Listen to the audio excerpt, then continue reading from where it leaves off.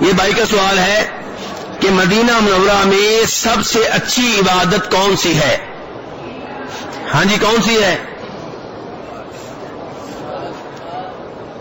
میرے بھائی؟ پہلے نمبر پہ فرماتے ہیں نبی علیہ الصلوۃ والسلام، ابن ماجہ کی حدیث ہے، من دخل مسجدی ھذا یتعلم خیرا او یعلمہ کان کالمجاہد فی سبیل اللہ، کہ جو میری اس مسجد میں داخل ہوا علم لینے کے لیے یا علم دینے کے لیے؟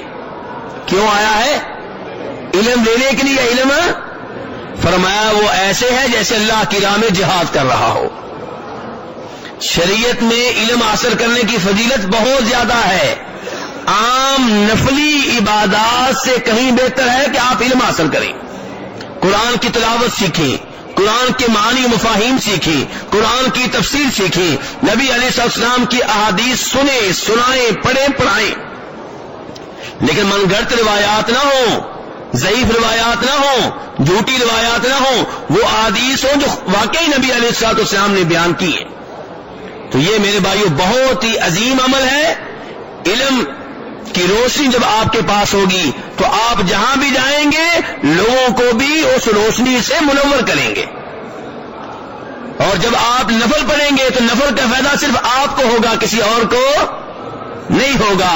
دین سیکھیں گے، سورہ فاتحہ کا ترجمہ سیکھیں گے، کلمہ طیبہ کا ترجمہ سیکھیں گے تو دوسروں کو بھی سکھائیں گے، بچوں کو بھی سکھائیں گے، بیگم کو بھی سکھائیں گے۔ تو اس لیے علم کی بہت زیادہ اہمیت ہے۔ دوسرے نمبر پہ بخاری شریف کی حدیث ہے، فرماتے ہیں نبی علیہ الصلوۃ والسلام کہ میری اس مسجد کی ایک نماز دیگر مساجد کی 1000 نمازوں سے بہتر ہے۔ بخاری کی حدیث میں کیا آیا ہے؟ میری اس مسجد کی ایک نماز دیگر مساجد کی 1000 نمازوں سے بہتر ہے۔ یہاں کی ایک فرض نماز دیگر مساجد کی 1000 فرض نمازوں سے بہتر، یہاں کی ایک نفل نماز دیگر مساجد کی 1000 نفل نمازوں سے بہتر۔ بھائی پریشان ہو گئے، لگتا آواز نہیں نکل رہی، لگتا ہے کہ 50,000 کے چکر میں ہیں۔ ایسے ہی ہے، 50,000 چاہتے ہیں۔ اچھا جی، آپ تو آئے ہیں کبھی کبھار، اور سعودی علماء کرام، مدینہ کے علماء کرام اور میرے جیسے طالب علم تو یہاں کئی سالوں سے رہ رہے ہیں۔ اگر یہ حدیث صحیح ہوتی تو ہم آپ سے زیادہ اسے بیان کرتے کہ ہمارا فائدہ 50,000 میں تھا۔ ہمارا فائدہ کس میں تھا؟ 50,000 میں۔ اگر یہ روایت صحیح ہوتی، 1000 کی حدیث آئی ہے بخاری شریف میں، کہاں آئی ہے؟ اور وہ اوپر لکھی ہوئی ہے، وہ دیکھیں سب سے اوپر لکھی ہوئی، وہ سب سے اوپر نظر آ رہی ہے نا؟ جی ہاں۔ اور 50,000 کی روایت آئی ہے امام ابن ماجہ کی کتاب میں۔ امام ابن ماجہ بڑے عظیم محدث، بڑے عظیم امام ہیں، ان کی کتاب میں اکثر حدیثیں صحیح ہیں، کہیں کہیں پہ ضعیف آ گئی ہیں، یہ بھی ضعیف ہے۔ اس کے بیان کرنے والوں میں ایک راوی ہے ابو الخطاب دمشقی، یہ نامعلوم ہے، اس کے قواعد کا عطا پتہ نہیں چل سکا، اس کے حافظے، اس کی دیانت امانت کے بارے میں علم نہیں ہو سکا۔ آپ کہیں گے یہ ہمارے ہاں تو اس روایت کو بڑے جوش و خروش سے بیان کیا جاتا ہے۔ اصل میں کچھ مولوی حضرات یہ ہیں جو سمجھتے ہیں کہ فضائل کے نام پہ جو مرضی بیان کر دو، فضائل ہے نا جی، یہ نہیں سوچتے کہ فضائل کو آپ منسوب کس کی طرف کر رہے ہیں؟ نبی علیہ السلام کی طرف۔ تو نبی علیہ السلام کی طرف وہ چیز منسوب کریں جس کے درست ہونے کا یقین ہو۔ تو ضعیف روایات آپ کی طرف منسوب نہیں کرنی چاہیے۔ آپ دو روایتیں ہیں کہ بخاری کی ہے کہ ابن ماجہ کی ہے۔ اور عجیب بات آپ کو یہ بتاؤں کہ یہ 50,000 والی روایت اگر پوری بیان کر دی جائے تو آپ بھی نہیں مانیں گے، مولویوں کو چھوڑیے، آپ بھی نہیں مانیں گے، کیونکہ پوری روایت کیا ہے؟ پوری روایت میں یہ آ رہا ہے کہ مسجد نبوی میں بھی ایک نماز کا ثواب 50,000 ہے، اور مسجد اقصیٰ کی ایک نماز کا ثواب بھی 50,000 ہے۔ اب بتائیے ایسے آپ کو بیان کیا جاتا ہے؟ بیان کرنا تو پوری روایت بیان کرے۔ تو اس روایت کو اگر آپ مانیں گے تو اسی میں یہ آیا ہے کہ مسجد اقصیٰ کی ایک نماز بھی 50,000 ہے۔ تو خلاصہ کلام یہ ہے کہ یہ روایت ضعیف ہے۔ صحیح بات یہ ہے کہ یہاں پہ ایک نماز کا ثواب کتنا ہے؟ 1000، اور یہاں کی ایک نفل نماز دیگر مساجد کی 1000 نفل نمازوں سے بہتر، یہاں کی ایک فرض نماز دیگر مساجد کی 1000 فرض نمازوں سے بہتر۔ اور یہاں کی نفل نماز جو ہے گھر کی نفل نماز سے، جی بولیے آپ سے سننا چاہ رہا ہوں. گھر کی نفل نماز مسجد کی نفل نماز سے بہتر ہے. یہاں کی نفل نماز دیگر مساجد کی 1000 نفل نمازوں سے بہتر ہے، لیکن یہاں کی نفل نماز گھر کی نفل نماز سے بہتر ہے. اور یہی وہ مسجد ہے جس میں نبی علیہ السلام صحابہ کرام کو ترغیب دیا کرتے تھے کہ نفل نمازیں گھر میں پڑھا کرو، گھر کی نماز مسجد کی نماز سے بہتر ہے. اور خود بھی آپ اکثر اوقات کوشش کرتے کہ نفل نمازیں سنتے گھر میں پڑھیں. تو اس لیے میرے بھائیوں نفل نمازیں گھر میں بہتر ہوتی ہیں. تو یہ 2 عبادات ہیں جو آپ یہاں کر سکتے ہیں. باقی رہا درود و سلام کا مسئلہ. تو درود و سلام آپ جہاں سے بھی پڑھیں وہ تو نبی علیہ السلام تک فرشتے پہنچا دیں گے. سلام آپ پاکستان سے پڑھیں، انڈیا سے پڑھیں، امریکہ سے پڑھیں، برطانیہ سے پڑھیں، لیکن وہاں نماز وہاں کی مسجد میں پڑھیں گے تو کیا 1000 کا ثواب مل جائے گا؟ نہیں ملے گا. تو درود و سلام جو ہے وہ تو وہاں سے بھی آپ پڑھ سکتے ہیں. کیا کہہ رہے ہیں؟ سلام پڑھنے کا طریقہ دور سے نزدیک سے سلام پڑھنے کا طریقہ ایک ہی ہے. طریقہ کیا ہے؟ درود وہ پڑھیں جو آپ نے سکھایا، اللہم صلی علی وعلی آل محمد. اے اللہ ہمارے نبی پہ، ترجمہ تو آنا چاہیے نا، آپ درود تو پڑھتے ہیں صبح و شام، ترجمہ بھی مجھے بتائیں نا. اے اللہ ہمارے نبی پہ رحمتیں نازل فرما. کیا نازل فرما؟ یہ تو دعا ہے، ایسا نہیں ہے؟ دعا ہی ہے نا، یہ دعا ہی ہے نا. کون دعا کر رہا ہے؟ امتی. کس کے لیے؟ اپنے نبی کے لیے صلی اللہ علیہ وسلم. اللہم صلی علی محمد. اے اللہ ہمارے نبی پہ رحمتیں نازل فرما. اے اللہ ہمارے نبی کی شان میں اضافہ فرما.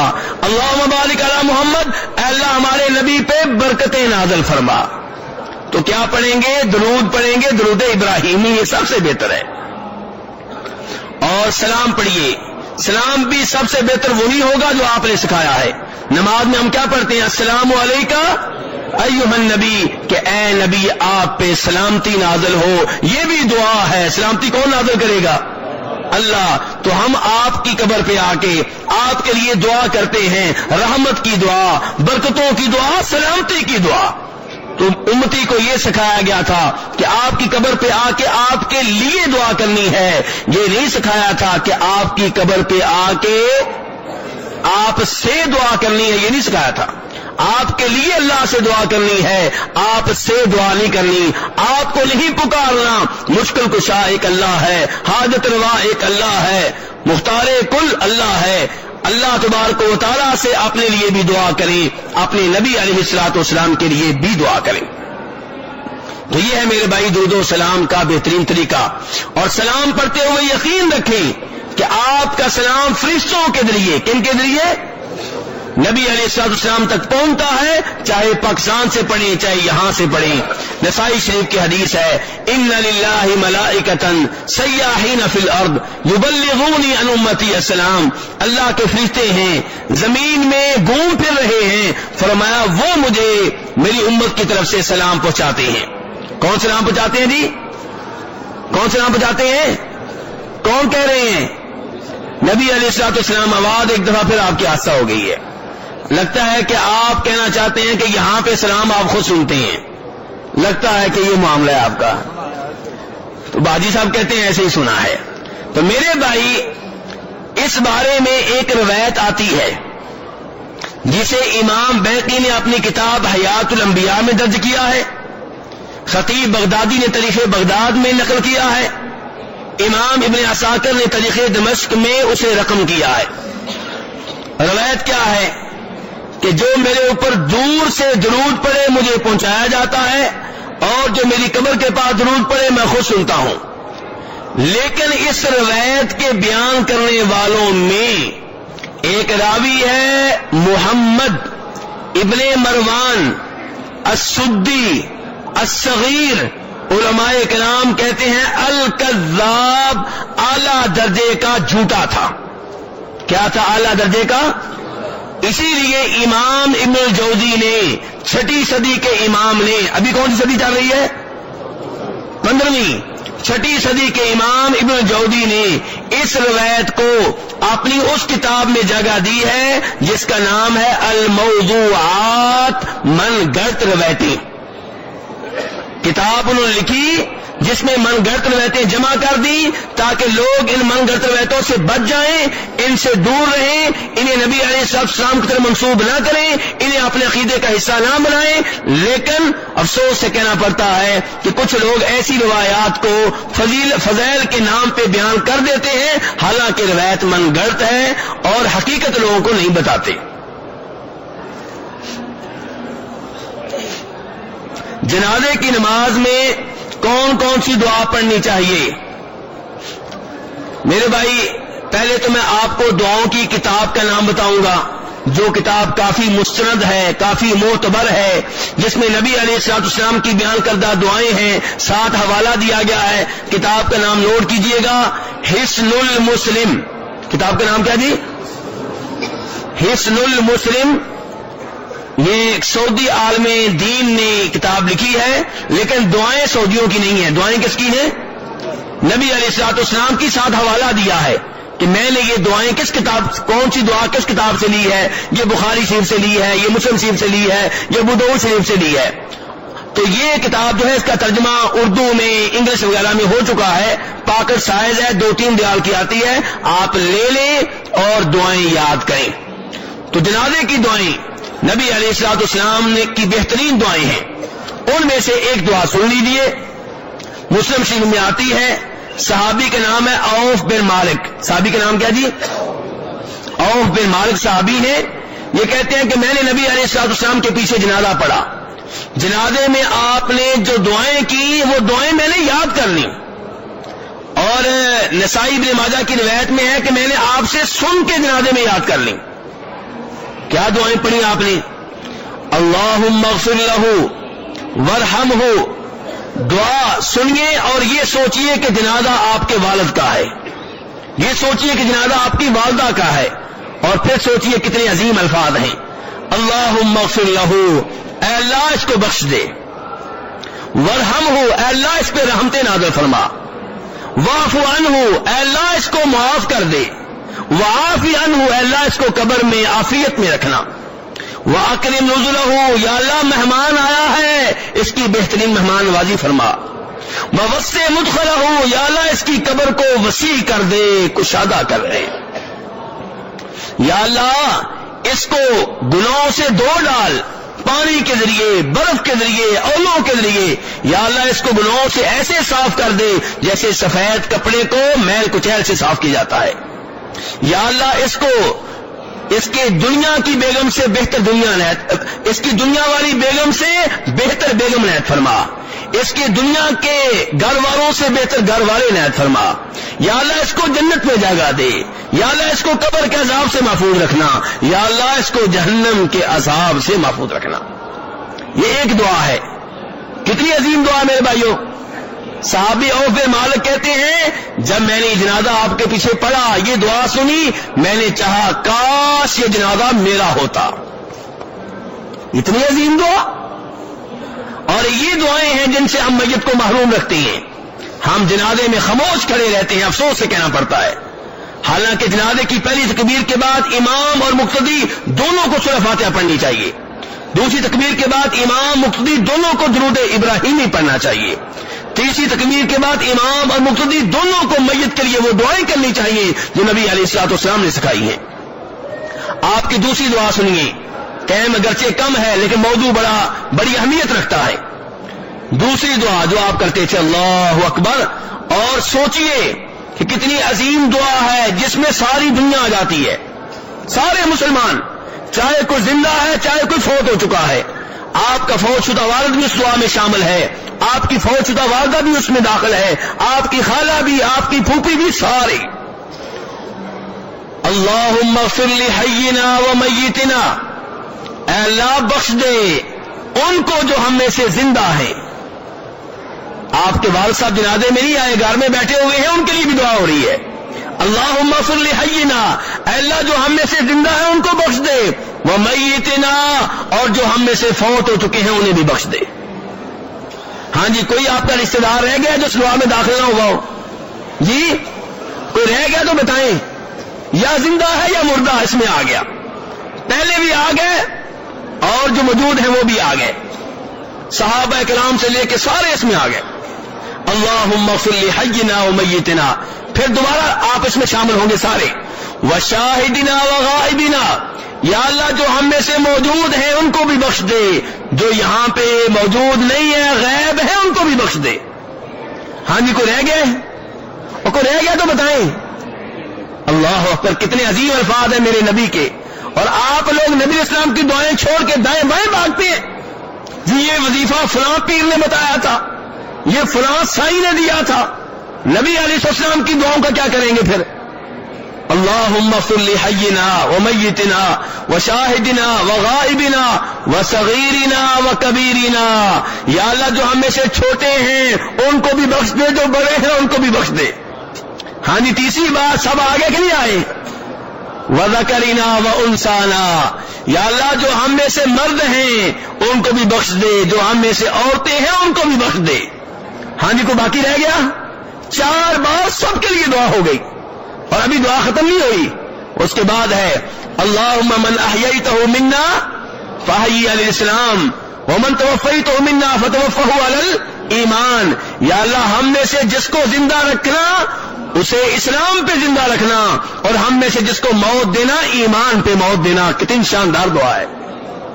اللہم لا تحرمنا اجرہم، یا اللہ جو فوت ہو چکے ہیں جن کا جنازہ پڑھ رہے ہیں ان کے جو ثواب سے ہمیں محروم نہ کرنا.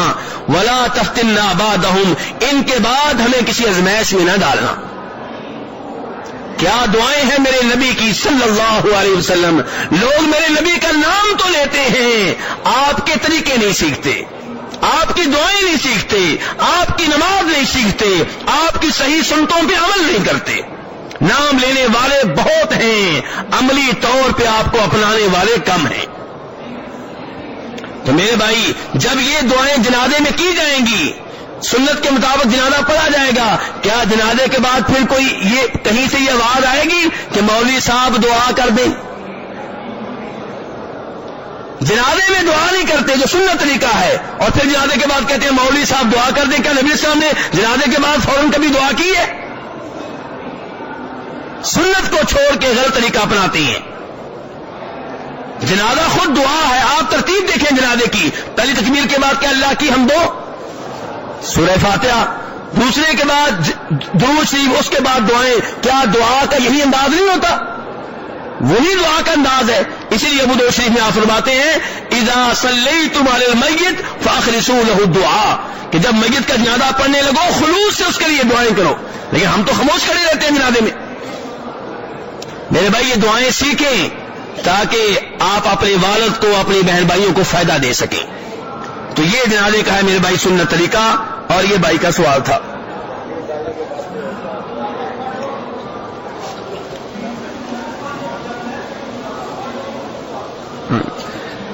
یہ بھائی کا سوال ہے مسجد قباء میں نمازہ پڑھنے کی فضیلت بتائیے. مسجد قباء میں نمازہ پڑھنے کی جی فضیلت بتائیے. جو آدمی اپنے گھر میں وضو کرے، ابن ماجہ کی صحیح حدیث ہے، جو اپنے گھر میں وضو کرے پھر مسجد قباء میں آ کے نماز پڑھے اس کو ایسے ثواب ملے گا کہ جیسے اس نے عمرہ کیا ہے. تو یہ صحیح حدیث ہے. اس لیے میرے بھائی اپنے گھر سے وضو کر کے جائیں اور مسجد قباء میں 2 رکعتیں ادا کریں، چاہے فرض ہو چاہے نفل ہو، کوئی بھی نماز ہو، آپ کو انشاءاللہ عمرے کا ثواب ملے گا.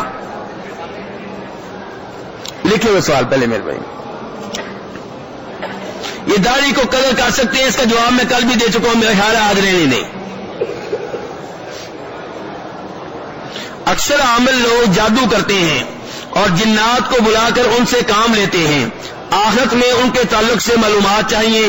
عامل جادوگر کا کیا اثر ہوگا؟ جادو کا قرآن کی روشنی میں معلومات چاہتا ہوں. جس پر جادو کیا گیا ہے کیا وہ قیامت کے دن فائدہ میں رہے گا اگر وہ شرک میں مبتلا نہ ہو؟ جی ہاں، جس کے اوپر جادو کیا گیا ہے اگر وہ غیر شرعی طریقہ اختیار نہ کرے، جادو ختم کرنے کے لیے شرک والا کام نہ کرے، کسی غیبی دعویٰ کرنے والے بابے کے پاس نہ جائے، جادو کا توڑ کرنے والے نجومیوں بابوں کے پاس نہ جائے، اور اللہ سے رجوع کرے، قرآن پاک کے ذریعے اپنا علاج کرے، اپنی توحید کی حفاظت کرے، جو مصیبت آئی ہے اس پہ صبر کرے، انشاءاللہ روز قیامت رب العالمین سے جو ثواب پائے گا۔ یہ تو ہو گیا جس کے اوپر جادو ہوا ہے۔ اب آتے ہیں جادوگر۔ جادوگر کے بارے میں صحیح بات یہ ہے کہ وہ کافر ہو چکا ہے، وہ مسلمان نہیں ہے۔ اللہ تعالیٰ فرماتے ہیں قرآن پاک میں وَاتَّبَعُوا مَا تَتْلُو الشَّيَاطِينُ عَلَىٰ مُلْكِ سُلَيْمَانَ وَمَا كَفَرَ سُلَيْمَانُ وَلَٰكِنَّ الشَّيَاطِينَ كَفَرُوا يُعَلِّمُونَ النَّاسَ السِّحْرَ۔ فرمایا یہودی جو ہیں یہ شیطانوں کی پیروی کرتے تھے، شیطانوں کا کلام پڑھتے تھے، جو شیطان سکھاتے تھے وہ پڑھتے تھے سلیمان علیہ السلام کے زمانے میں، یعنی کہ جادو وغیرہ میں مصروف رہتے تھے۔ سلیمان علیہ السلام نے جادو والا کفر نہیں کیا۔ کفر کس نے کیا؟ شیطانوں نے کفر کیا جو لوگوں کو جادو سکھاتے تھے۔ تو جادو میرے بھائی کفر ہے، اور کافر کا ایسے کافر کا علاج یہ ہے کہ اسے قتل کیا جائے۔ ابو داؤد شریف کی روایت ہے جناب عمر فاروق نے آرڈر جاری کیا تھا کہ جتنے بھی جادوگر ہیں ان کو قتل کر دو، لیکن قتل کون کرے گا؟ حکومت کرے گی، عام آدمی یہ کام نہیں کرے گا، ورنہ آپ کسی کو قتل کریں گے کوئی آپ کو قتل کر دے گا کہ جادوگر ہے، ٹھیک ہے؟ تو یہ کام حکومت کے ہوتے ہیں، عام آدمی کے یہ کام نہیں ہوتے۔ تو بہرحال یہ کفریہ کام ہے۔ اس کی وجہ یہ ہے کہ جادو تب ہوگا جب آپ شیطان کو اپنا ولی اور دوست بنا لیں گے، اور شیطان آپ کا دوست تب بنے گا جب آپ کو ایسا شرکیہ کام کریں گے جو سب سے مختلف ہوگا، تب وہ جا کے شیطان آپ کی مدد کریں گے جادو کے سلسلے میں۔ مثلا آپ سنتے ہوں گے کہ جی کسی آدمی نے قرآن پاک کو باتھ روم میں پھینک دیا، نعوذ باللہ، جی نالے سے قرآن پاک پہ اوراق ملے ہیں، جی گٹر سے ملے ہیں، جی قرآن پاک کے اوپر نعوذ باللہ پیشاب کر دیا۔ ایسا عجیب و غریب کام کریں گے، پھر شیطان آپ کے اوپر خوش ہوگا، پھر آپ کی مدد کرے گا۔ شیطان عام آدمی کی مدد نہیں کرتا۔ تو جو کہتے ہیں نا شیطان میری مدد کرتے ہیں، جان لیں کہ یہ ایسے کفر و شرک والے کام کر رہا ہے جس سے خوش ہو کے شیطان اس کی مدد کرتے ہیں، ورنہ شیطان کہاں ہے مدد کرنے والے۔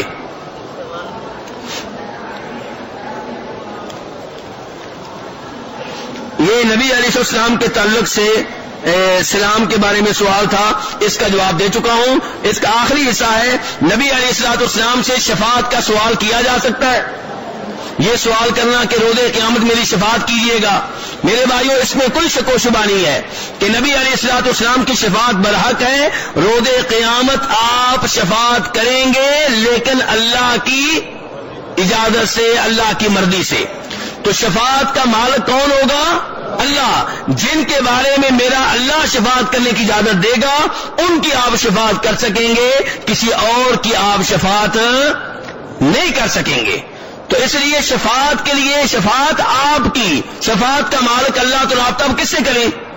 اللہ سے کریں۔ آپ سے نہیں سوال کرنا، اللہ سے سوال کرنا ہے کہ یا اللہ مجھے ان خوش نصیبوں میں شامل کر دے جن کی روز قیامت نبی علیہ السلام شفاعت کریں گے، کیونکہ اگر اللہ شفاعت کی اجازت نہیں دے گا تو آپ شفاعت نہیں کر سکیں گے۔ بخاری شریف کی حدیث ہے جناب ابراہیم علیہ السلام روز قیامت اپنے والد کی شفاعت کریں گے، اللہ قبول نہیں کرے گا۔ نوح علیہ السلام نے جب طوفان آیا تھا، بیٹا غرق ہو رہا تھا، بیٹے کی شفاعت کی، اللہ نے قبول نہیں کی۔ نبی علیہ السلام نے اپنے چچا ابو طالب کے فوت ہونے کے بعد اس کی شفاعت کرنا شروع کر دی، دعائیں شروع کر دی، اللہ نے شفاعت قبول کیا کرنا تھی، شفاعت کرنے سے ہی روک دیا۔ تو شفاعت کا مالک پھر کون ہوا؟